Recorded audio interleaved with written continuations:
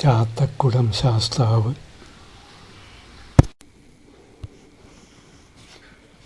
തൃശ്ശൂർ ഡിസ്ട്രിക്റ്റിൽ തൃശ്ശൂർ പട്ടണത്തിൽ നിന്ന് ഉദ്ദേശം 12-13 കിലോമീറ്റർ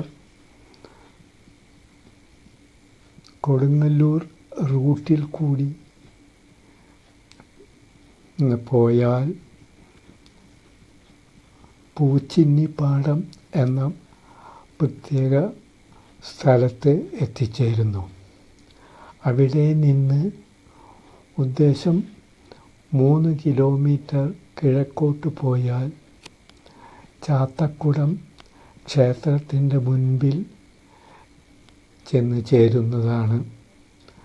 റോട്ടിൽ നിന്ന് നോക്കിയാൽ ക്ഷേത്രത്തിൻ്റെ ഗോപുരവും കവാടവും എല്ലാം വ്യക്തമായി കാണുന്നതാണ്. ഉദ്ദേശം 150 മീറ്റർ കിഴക്കോട്ട് നടന്നാൽ ചാത്തക്കുടം ക്ഷേത്രത്തിൻ്റെ ഗോപുര നട എത്തിച്ചേരുന്നു. അവിടെ നിന്ന് കിഴക്കോട്ട് ക്ഷേത്ര സമുച്ചയമാണ്.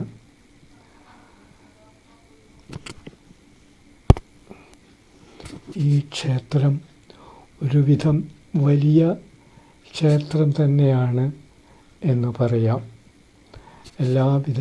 സാധാരണ മറ്റ് ക്ഷേത്രങ്ങളിലെന്ന പോലെയുള്ള ക്ഷേത്ര സമുച്ചയങ്ങൾ ഒരുവിധം ഇതിൽ അടങ്ങിയിട്ടുണ്ട്. ഇവിടുത്തെ ചാത്തക്കുടം ശാസ്താവ് എന്നുള്ള പേരിലാണ് ഈ പ്രതിഷ്ഠ അറിയപ്പെടുന്നത്.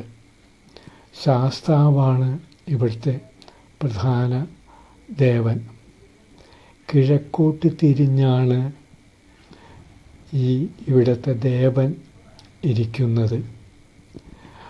അതിഭംഗിയായ ശ്രീകോവിലും ശ്രീകോവിലിൻ്റെ 4 പുറവും ഉള്ള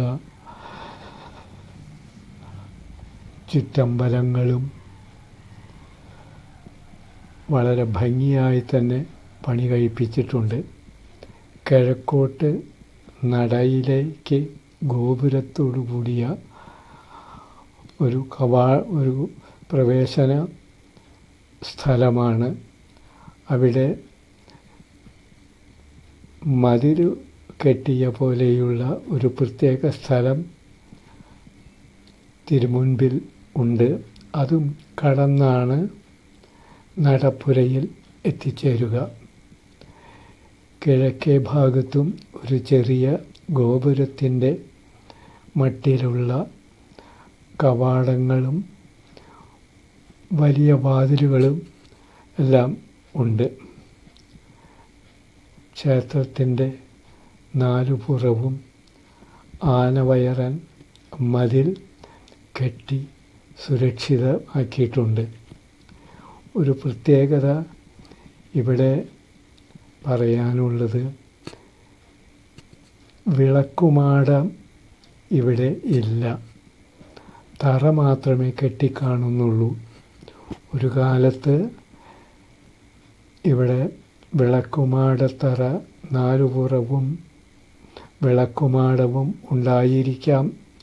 അതിൻ്റെ അവശിഷ്ടമാണോ അതോ പുതിയതായി പണ്ടുകാലത്ത് പണിത് ബാക്കി നിർത്തിയതാണോ എന്ന് നിശ്ചയിക്കാൻ നിവൃത്തിയില്ല. ഏതായാലും താമസിയാതെ അവിടെ വിളക്കുമാടത്തറ ഉണ്ടാകും, വിളക്കുമാടവും ഉണ്ടാകും എന്ന് ഇന്നത്തെ പ്രവർത്തകരുടെ ശക്തിയായ ഊർജ്ജസ്വലമായ പ്രവർത്തനം കണ്ടാൽ നമുക്ക് ഊഹിക്കാവുന്നതാണ്.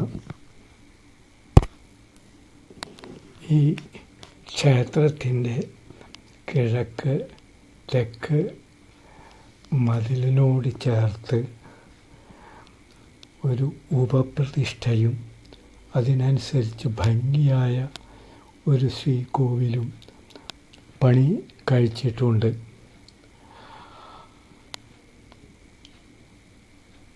വളരെ മനോഹരമായ പ്രദക്ഷിണ വഴിയും അതുപോലെ തന്നെ വളരെ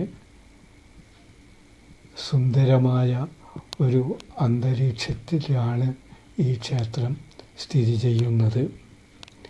ഈ ക്ഷേത്രത്തിൻ്റെ ഊരാളൻ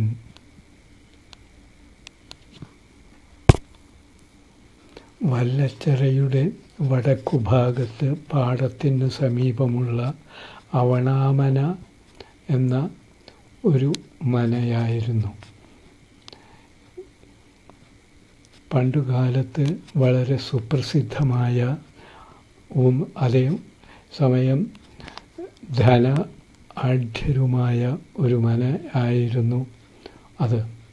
അക്കാലത്ത് ഇവിടുത്തെ ക്ഷേത്രഭരണം വളരെ പ്രോത്സാഹജനകമായിരുന്നു, വളരെ ഗംഭീരമായിരുന്നു. ഈ ക്ഷേത്രത്തിൻ്റെ ഉടമസ്ഥനും ക്ഷേത്രത്തോട് അത്രത്തോളം തന്നെ കടപ്പെട്ടവരും ക്ഷേത്രം അതിമഹത്തായ ഒരു ക്ഷേത്രമായി തന്നെ എല്ലാവരുടെയും സംക്ഷമത്തിൽ പോരുകയും ചെയ്തിരുന്ന ഒന്നായിരുന്നു. എന്നാൽ 1970 നടന്ന ഭൂനയ ബില്ലിൻ്റെ ആവിർഭാവത്തെ തുടർന്ന് ഭൂസ്വത്തുക്കൾ അന്യം വന്നു പോവുകയും മനക്കാർക്ക് ക്ഷേത്രം പഴയമാതിരി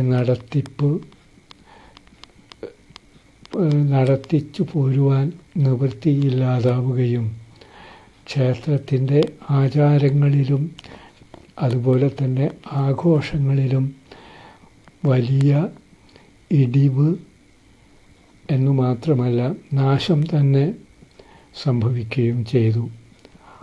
ആ ഉത്സവങ്ങളും മറ്റ് ചടങ്ങുകളും എല്ലാം നാമമാത്രമായി തീരുന്നതായിട്ടുള്ള ഒരു അന്തരീക്ഷം സംജാതമായി.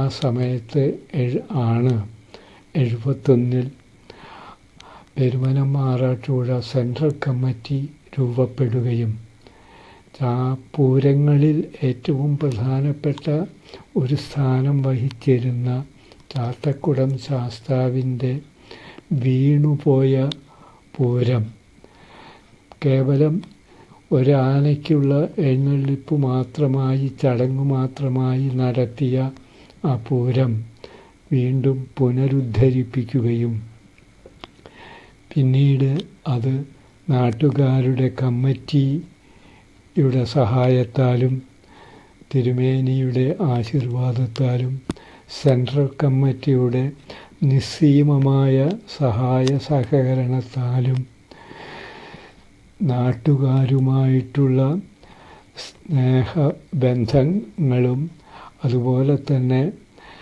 കലയോടും ഭക്തിയോടും ഈശ്വരനോടും ഉള്ള അഗൈതവമായ ഭക്തി സ്നേഹത്തിൻ്റെ ഫലമായി പൂരം പതിവിൽപ്പടി ഗംഭീരമായി ഉത്സാഹിക്കുകയും പൂരം വലുതാവുകയും ഇന്ന് ഏറ്റവും വലിയ പൂരങ്ങളിലൊന്നായി അത് നടത്തിപ്പോരുകയും ചെയ്യുന്നു.